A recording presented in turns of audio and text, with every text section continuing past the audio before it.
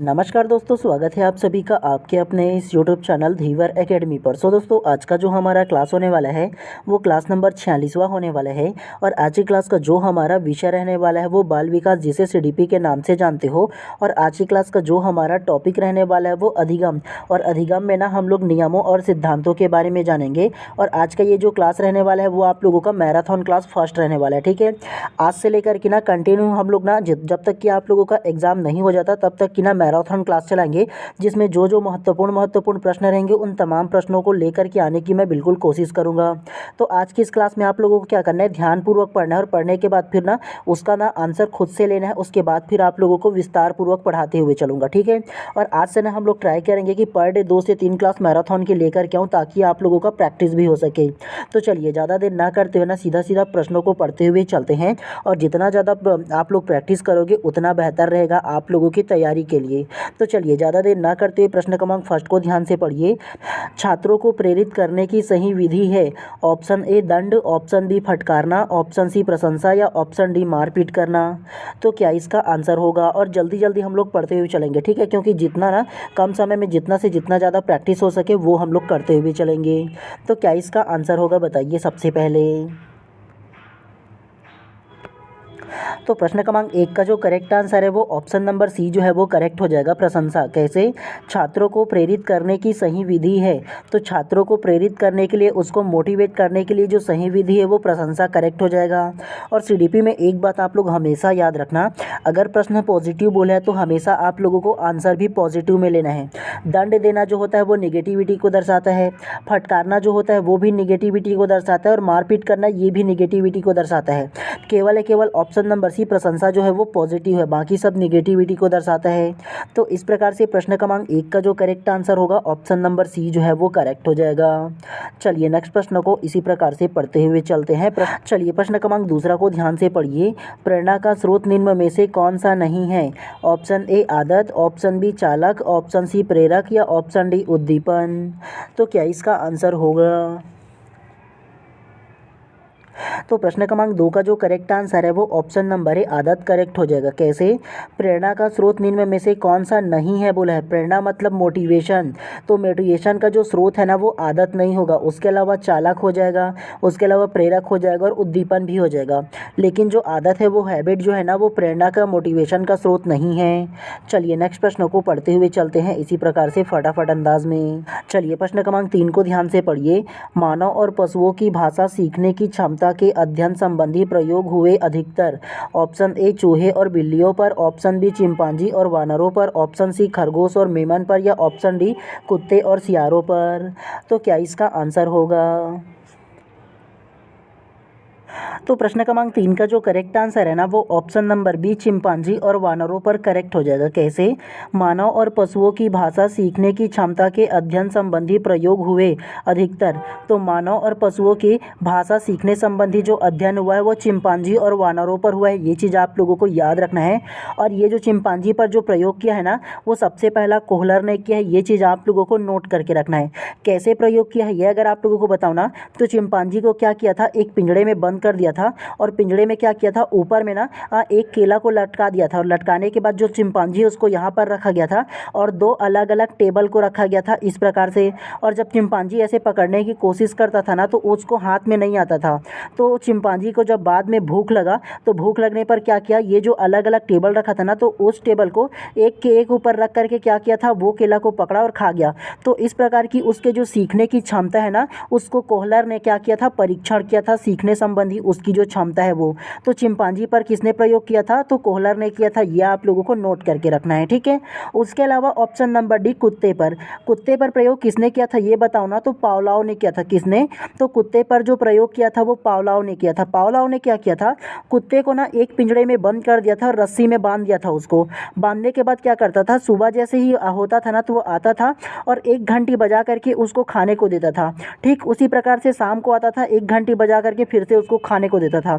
ऐसे करते करते एक हफ्ते दिया और एक हफ्ते बाद क्या किया, केवल वो घंटी को बजाया और खाने को नहीं दिया। तो कुत्ते में क्या है ना, वो उसके मुंह में ना लार आने लगा, मतलब घंटी को सुनते ही उसको ये लगा कि मेरे को खाने को मिलेगा। तो उसके मुंह में लार आने लगा और बार बार इधर से उधर इस प्रकार से घूम रहा था। तो इस प्रकार से जो कुत्ते की जो सीखने की क्षमता है ना, उसको भी क्या किया था, उसको चेक किया था, मतलब उसका परीक्षण किया था। तो इसको किसने किया था, कुत्ते पर, तो पावलोव ने किया था। इसको भी आप लोगों को नोट करके रखना है। तो इस प्रकार से प्रश्न क्रमांक 3 का जो करेक्ट आंसर होगा ना, ऑप्शन नंबर बी जो है वो करेक्ट हो जाएगा। अलग अलग जो प्रयोग किया है ना, उनको आप लोगों को खास तौर से याद रखना है, क्योंकि पूछा जाता है जी ऐसे प्रश्न। चलिए प्रश्न क्रमांक 4 को ध्यान से पढ़िए। सीखने का प्रयास एवं त्रुटि विधि का संबंध है। ऑप्शन ए कर्ट लेविन से, ऑप्शन बी वॉटसन से, ऑप्शन सी स्किनर से या ऑप्शन डी थॉर्नडाइक से।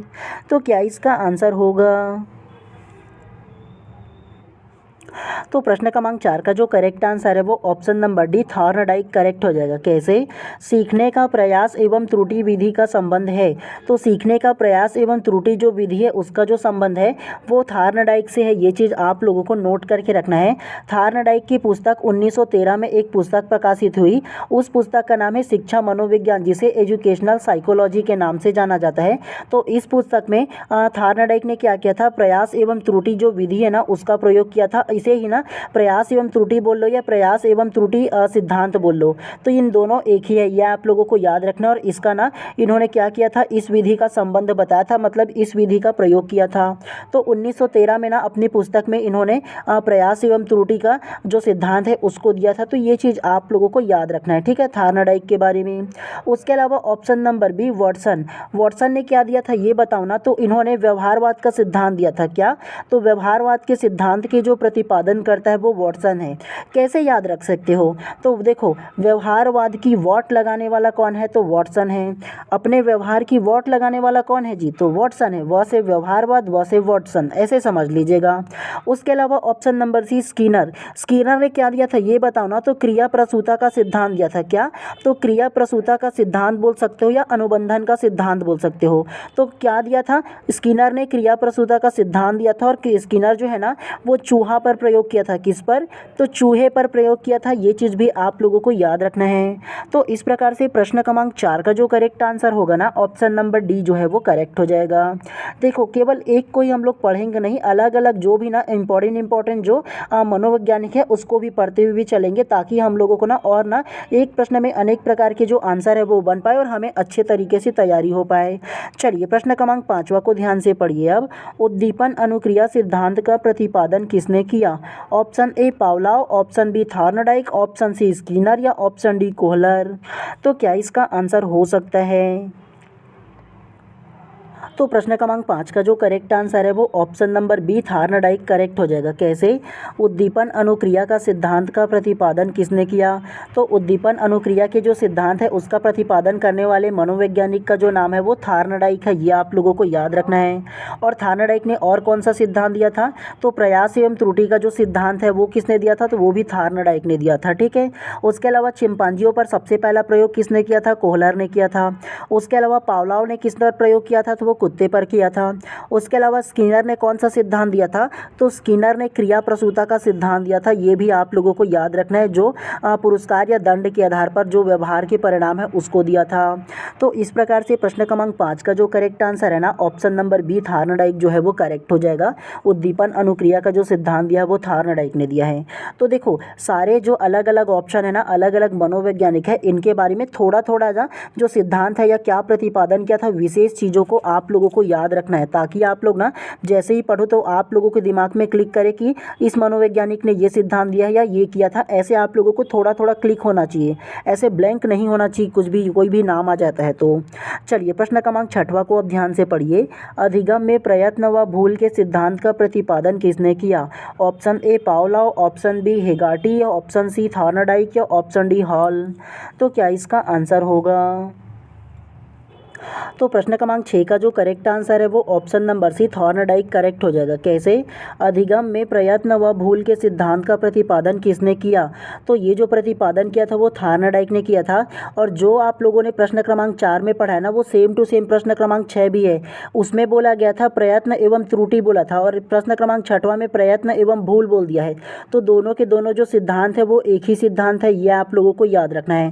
और एक चीज़ आप लोगों को थॉर्नडाइक के बारे में बता दूं, थॉर्नडाइक ने ना मुख्य 3 प्रकार के नियम बताए थे। कितना? तो थॉर्नडाइक ने 3 प्रकार के नियम बताया था। इसे आप लोगों को नोट करके रखना है, पूछा जाता है हमेशा एग्जाम में। सबसे पहला तत्परता का नियम, दूसरा अभ्यास का नियम और तीसरा प्रभाव का नियम। कौन कौन सा? सबसे पहला तत्परता का नियम, दूसरा अभ्यास का नियम और तीसरा प्रभाव का नियम। इन तीनों नियमों को नोट करके रखना है। और तीनों जो नियम जो दिया था ना, वो थॉर्नडाइक नामक मनोवैज्ञानिक ने दिया था। ये चीज़ आप लोगों को नोट करके रखना है, वेरी वेरी इंपॉर्टेंट है। ठीक है, तो इस प्रकार से प्रश्न क्रमांक 6 का जो करेक्ट आंसर होगा ऑप्शन नंबर सी थॉर्नडाइक जो है वो करेक्ट हो जाएगा।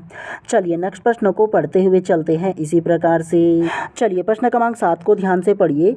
थॉर्नडाइक के उद्दीपन अनुक्रिया सिद्धांत एसआर थ्योरी में सीखने की प्रक्रिया में क्या महत्वपूर्ण नहीं है? ऑप्शन ए क्रिया प्रसूता व्यवहार, ऑप्शन बी अंतर्नोद, ऑप्शन सी अभिप्रेरक या ऑप्शन डी उद्दीपक। तो क्या इसका आंसर हो सकता है? तो प्रश्न क्रमांक 7 का जो करेक्ट आंसर है वो ऑप्शन नंबर ए क्रिया प्रसूता व्यवहार करेक्ट हो जाएगा। कैसे? थॉर्नडाइक के उद्दीपन अनुक्रिया सिद्धांत एसआर थ्योरी में सीखने की प्रक्रिया में क्या महत्वपूर्ण नहीं है? तो देखो, आरएस थ्योरी में जो महत्वपूर्ण नहीं है वो क्रिया प्रसूता का व्यवहार महत्वपूर्ण नहीं है। मतलब आरएस थ्योरी में ना ये जो क्रिया प्रसूता का व्यवहार है वो ऐड नहीं है, मतलब वो शामिल नहीं है। ये आप लोगों को याद रखना है। एसआर जो थ्योरी दिया था वो किसने दिया था ये बताओ ना। तो एसआर थ्योरी जो दिया था वो थॉर्नडाइक ने दिया था। किसने? तो थॉर्नडाइक ने एसआर थ्योरी दिया था। ये आप लोगों को याद रखना है। और एसआर थ्योरी क्या होता है, अगर आप लोगों को थोड़ा सा समझाऊं ना, तो एसआर थ्योरी में ना जो थॉर्नडाइक है उन्होंने बिल्लियों पर प्रयोग किया था। और बिल्ली को क्या किया था, एक पिंजड़े में बंद कर दिया था।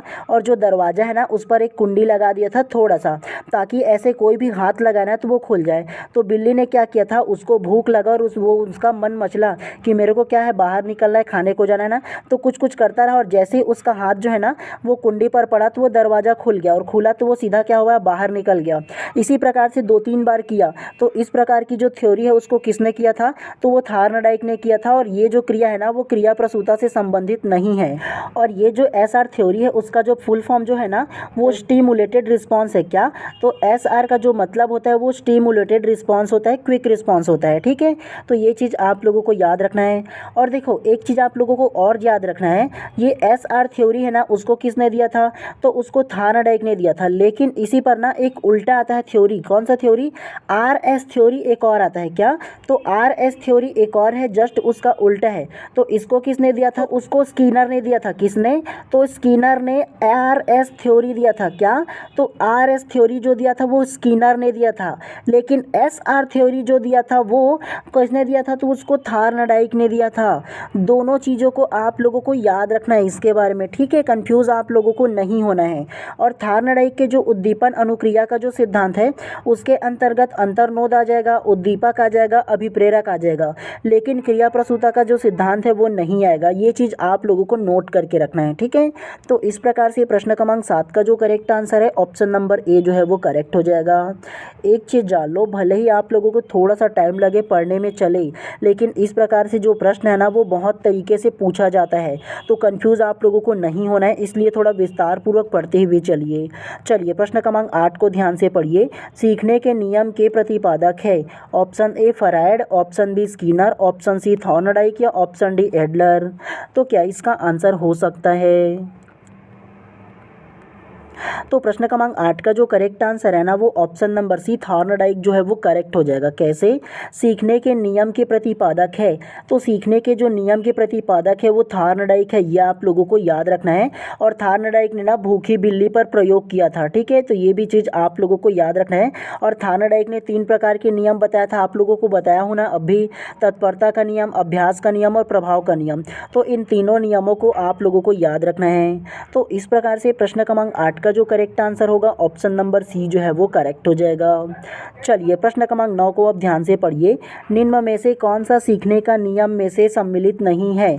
ऑप्शन ए अभ्यास, ऑप्शन बी तत्परता, ऑप्शन सी खेल या ऑप्शन डी प्रभाव। तो क्या इसका आंसर होगा? तो प्रश्न क्रमांक 9 का जो करेक्ट आंसर होगा ना वो ऑप्शन नंबर सी खेल जो है वो करेक्ट हो जाएगा। कैसे?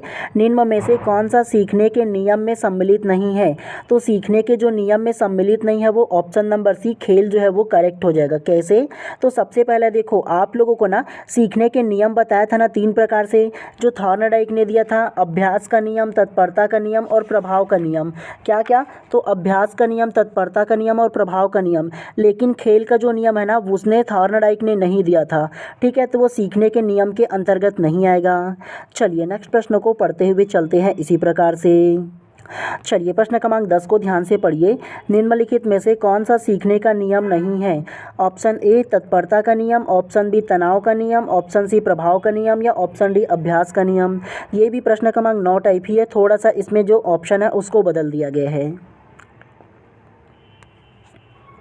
तो प्रश्न क्रमांक 10 का जो करेक्ट आंसर है ना वो ऑप्शन नंबर बी तनाव का नियम करेक्ट हो जाएगा। कैसे? निम्न में से कौन सा सीखने का नियम नहीं है? तो सीखने का जो नियम नहीं है वो तनाव का नियम है। थॉर्नडाइक ने 3 प्रकार के नियम बताया था ना, सबसे पहला तत्परता का नियम, दूसरा अभ्यास का नियम और तीसरा प्रभाव का नियम। तो इन तीनों नियमों को नोट करके रखना है आप लोगों को। ठीक है, तो इस प्रकार से प्रश्न क्रमांक 10 का जो करेक्ट आंसर है ऑप्शन नंबर बी जो है वो करेक्ट हो जाएगा। चलिए नेक्स्ट प्रश्न को पढ़ते हुए चलते हैं इसी प्रकार से। चलिए प्रश्न क्रमांक 11 को ध्यान से पढ़िए। अधिगम में खाली स्थान ने प्रभाव का नियम दिया था। Option A Pavlov, option B Skinner, option C Watson या ऑप्शन डी थॉर्नडाइक। तो प्रश्न क्रमांक 11 का जो करेक्ट आंसर है ना वो option number D Thorndike correct हो जाएगा। कैसे? अधिगम में खाली स्थान ने प्रभाव का नियम दिया था। तो अधिगम मतलब सीखना होता है, और सीखने में किसने दिया था? तो थॉर्नडाइक ने प्रभाव का नियम दिया था कि नहीं? आप लोगों को 3 प्रकार के नियम अभी जस्ट बताए ना। तो इस प्रकार से प्रश्न क्रमांक 11 का जो करेक्ट आंसर होगा ऑप्शन नंबर डी जो है वो करेक्ट हो जाएगा। चलिए नेक्स्ट प्रश्न को पढ़ते हुए चलते हैं इसी प्रकार से। चलिए प्रश्न क्रमांक 12 को ध्यान से पढ़िए। निम्न में से कौन सी सीखने का मुख्य नियम में शामिल नहीं है? ये तो सेम प्रश्न हो गया जी इसी प्रकार से। तो आप लोगों को पता होगा जो शामिल है ना वो तत्परता का नियम हो जाएगा, अभ्यास का नियम हो जाएगा और प्रभाव का नियम हो जाएगा। केवल ऑप्शन नंबर सी बहु अनुक्रिया का नियम नहीं होगा। तो किस प्रकार से ऑप्शन को बदला जाता है ये ध्यान रख रहे हो ना आप लोग, क्योंकि देखो तीनों प्रकार के नियम को दे रहे हैं लेकिन बार बार ना जो ऑप्शन में जो सही आंसर है उसको बदल दिया जा रहा है। तो ध्यान रखना है आप लोगों को। तो इसीलिए बोल रहा हूँ कि तीनों जो नियम है थॉर्नडाइक के उसे आप लोगों को नोट करके रखना है। ठीक है, चलिए नेक्स्ट प्रश्न को पढ़ते हुए चलते हैं इसी प्रकार से। चलिए प्रश्न क्रमांक 13 को ध्यान से पढ़िए। निम्न में से कौन सा थॉर्नडाइक के अधिगम के प्राथमिक नियमों में शामिल नहीं है?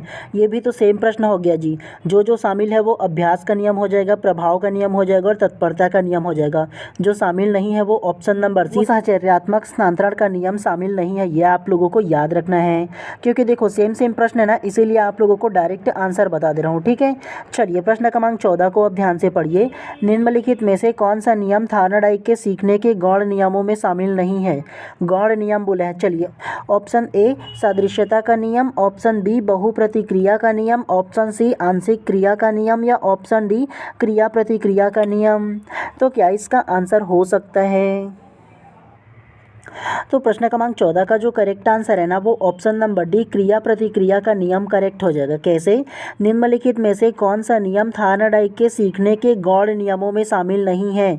तो थॉर्नडाइक ने ना जो गौण नियम दिया था वो 5 प्रकार के गौण नियम दिया था। कितने? तो 5 प्रकार के गौण नियम दिया था। कौन कौन सा?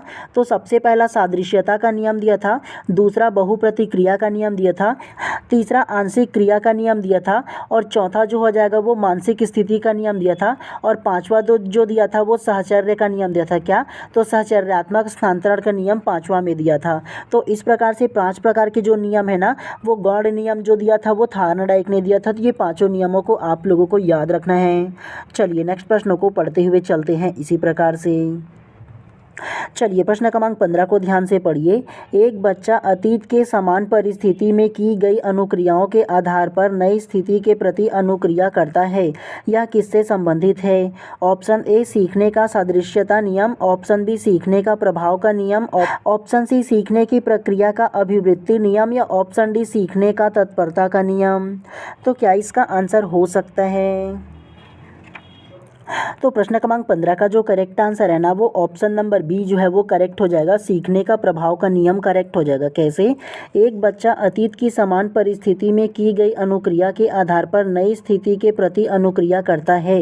यह किससे संबंधित है? तो ये जो संबंधित है वो सीखने का प्रभाव के नियम से संबंधित है। ये आप लोगों को याद रखना है। और प्रभाव का नियम किसने दिया था? तो वो थार्नडाइक ने दिया था। ठीक है, चलिए नेक्स्ट प्रश्न को पढ़ते हुए चलते हैं। चलिए प्रश्न क्रमांक 16 को ध्यान से पढ़िए। थार्नडाइक ने अपने सिद्धांत को किस शीर्षक से सिद्ध किया?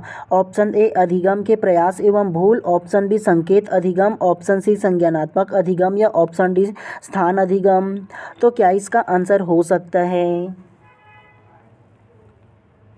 तो प्रश्न क्रमांक 16 का जो करेक्ट आंसर है ना वो ऑप्शन नंबर ए अधिगम के प्रयास एवं भूल करेक्ट हो जाएगा। कैसे? थार्नडाइक ने अपने सिद्धांत को किस शीर्षक से सिद्ध किया?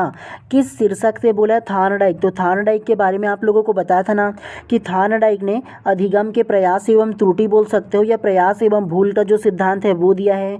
पिछले हम लोगों ने प्रश्न में कई प्रश्न में पूछा गया था तो इसीलिए आप लोगों को नोट करने के लिए बोला था। ठीक है, और थार्नडाइक ने 3 प्रकार के क्या बोले बताया था, नियम बताया था, तो इसको भी आप लोगों को याद रखना है। ठीक है, तो इस प्रकार से प्रश्न क्रमांक 16 का जो करेक्ट आंसर होगा ना ऑप्शन नंबर ए जो है वो करेक्ट हो जाएगा। चलिए नेक्स्ट प्रश्न को पढ़ते हुए चलते हैं इसी प्रकार से। चलिए प्रश्न क्रमांक 17 को ध्यान से पढ़िए। थॉर्नडाइक का सिद्धांत निम्न में से कौन सी श्रेणी में आता है? ऑप्शन ए व्यवहारात्मक सिद्धांत, ऑप्शन बी संज्ञानात्मक सिद्धांत, ऑप्शन सी मनोविश्लेषणात्मक सिद्धांत या ऑप्शन डी इनमें से कोई नहीं। तो क्या इसका आंसर हो सकता है?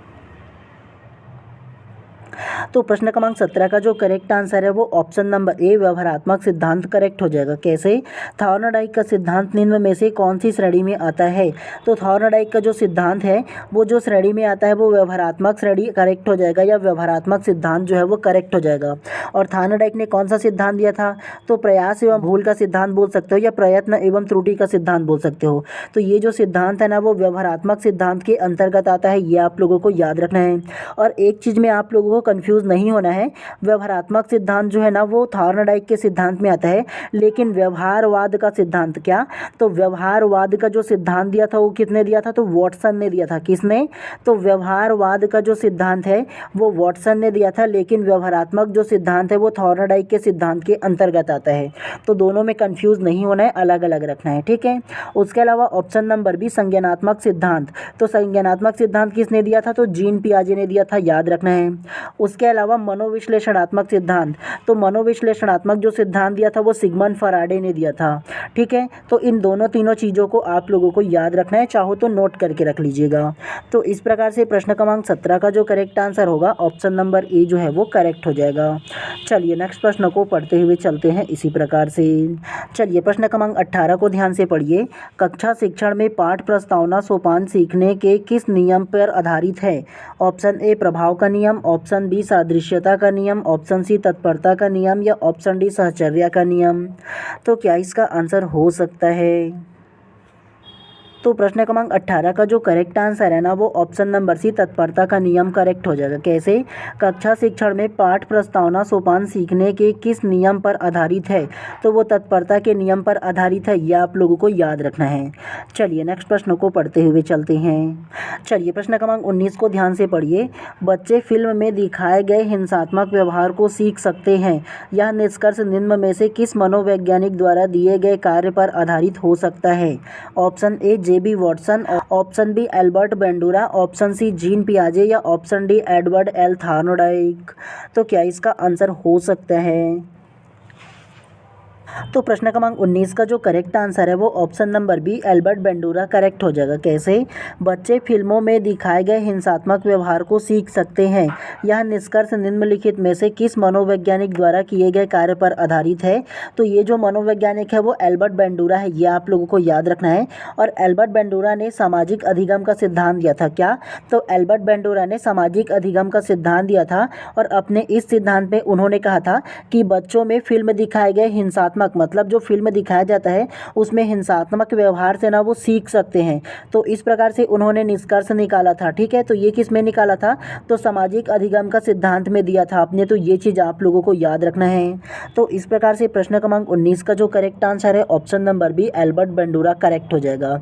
चलिए आज की क्लास के अंतिम प्रश्न को ध्यान से पढ़िए। प्रश्न क्रमांक 20 को, एल्बर्ट बेंडूरा निम्न में से किस सिद्धांत से संबंधित है? ऑप्शन ए सामाजिक अधिगम का सिद्धांत, ऑप्शन बी व्यवहारात्मक सिद्धांत, ऑप्शन सी विकास का संज्ञानात्मक सिद्धांत या ऑप्शन डी विकास का मनोसामाजिक सिद्धांत। तो क्या इसका आंसर हो सकता है? तो प्रश्न क्रमांक 20 का जो करेक्ट आंसर है वो ऑप्शन नंबर ए सामाजिक अधिगम का सिद्धांत करेक्ट हो जाएगा। कैसे? एल्बर्ट बेंडूरा निम्न में से किस सिद्धांत से संबंधित है? तो एल्बर्ट बेंडूरा जो है वो सामाजिक अधिगम के सिद्धांत से संबंधित है, ये आप लोगों को याद रखना है। और इसी सिद्धांत में उन्होंने कहा था कि बच्चे फिल्मों में दिखाए गए हिंसात्मक प्रवृत्ति से सीख सकता है। तो इससे क्या बोला था? तो ये जो अधिगम जो दिया था ना वो सामाजिक अधिगम का सिद्धांत में इसको दिया था। तो ये आप लोगों को याद रखना है। और एल्बर्ट बेंडूरा का जो सिद्धांत है वो सामाजिक अधिगम का सिद्धांत है। तो चलिए आज की इस क्लास को यहीं पर समाप्त कर देते हैं। और अगर आप लोग चैनल पे नए होंगे तो चैनल को भी सब्सक्राइब कर देना और बेल आइकन को दबा देना, ताकि इसी प्रकार से जब भी मैं कंटिन्यू क्लास लेकर आऊँ तो प्रॉपर टाइम पे नोटिफिकेशन मिल पाए आप लोगों को और आप लोग अपना जो तैयारी है वो अच्छे से कर पाओ। तो इसीलिए ज़्यादा जरूरी है कि आप चैनल को सब्सक्राइब कर दो। ठीक है, चलिए मिलते हैं इसी प्रकार से नेक्स्ट क्लास में। आप सभी लोगों का दिन शुभ एवं मंगलमय हो।